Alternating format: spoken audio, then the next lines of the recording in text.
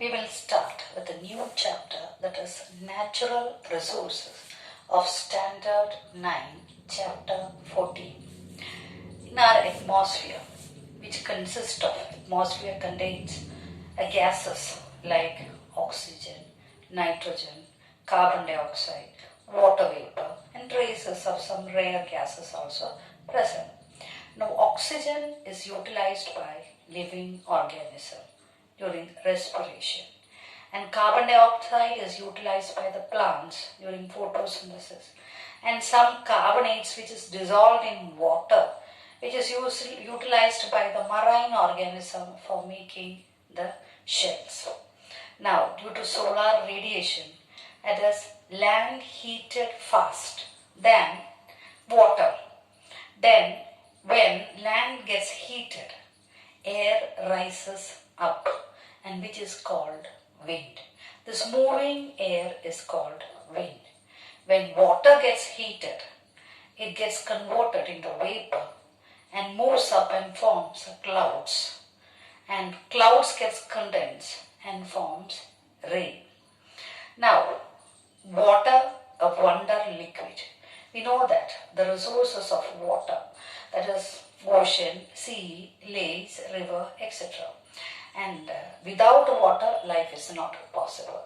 And it is also called a universal solvent. Now, why it is called a universal solvent?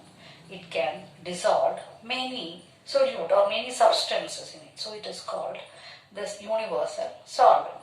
Now, this air and water, which gets polluted. How air gets polluted? That is due to some gases that comes out from the factories, oxides of nitrogen, sulfur, oxides of sulfur. When it mixes with rainwater, it causes acid rain.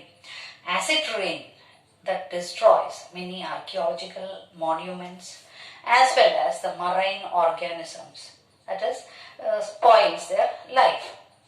Now, water pollution, that is the pesticides, fertilizers which is used in the farming, and mercuric substances that comes out, compounds of mercury that comes out from paper industry, all these polluted water, or reduction of oxygen in the water that will adversely affect, means maybe any cause that will adversely affect the marine organism, or the difference in temperature that also adversely affect the living organisms in the water.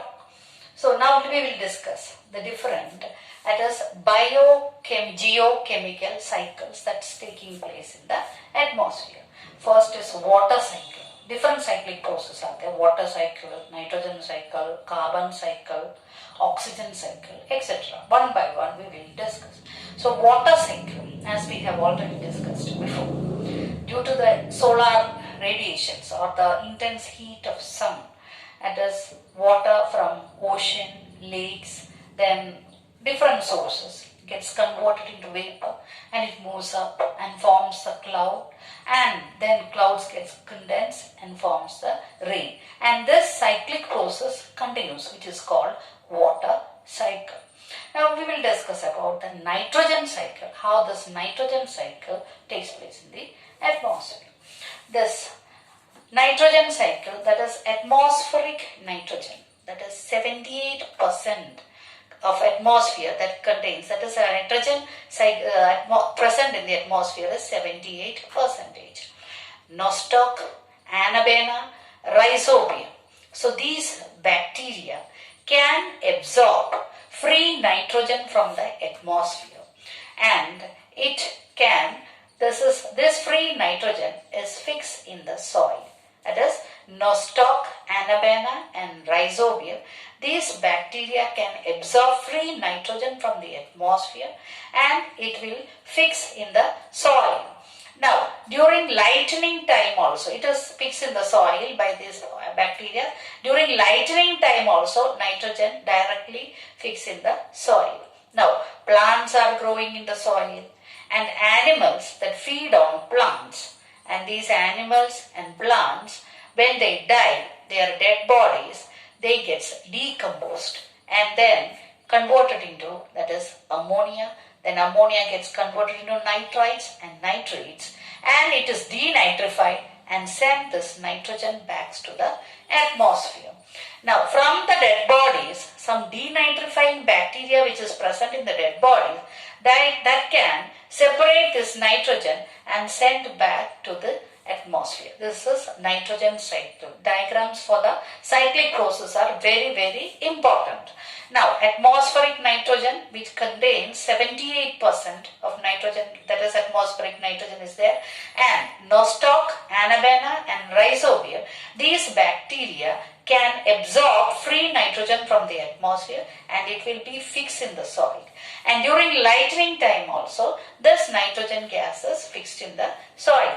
Then plants are growing in the soil which will be utilized this nitrogenous compound. Animals that feed on plants, that will be utilized from the plant. When animals and plants, when they die, their dead bodies that gets decomposed and gets converted into ammonia. Ammonia gets converted to nitrites and nitrates, and this compound gets denitrified and nitrogen gas is sent back to the atmosphere.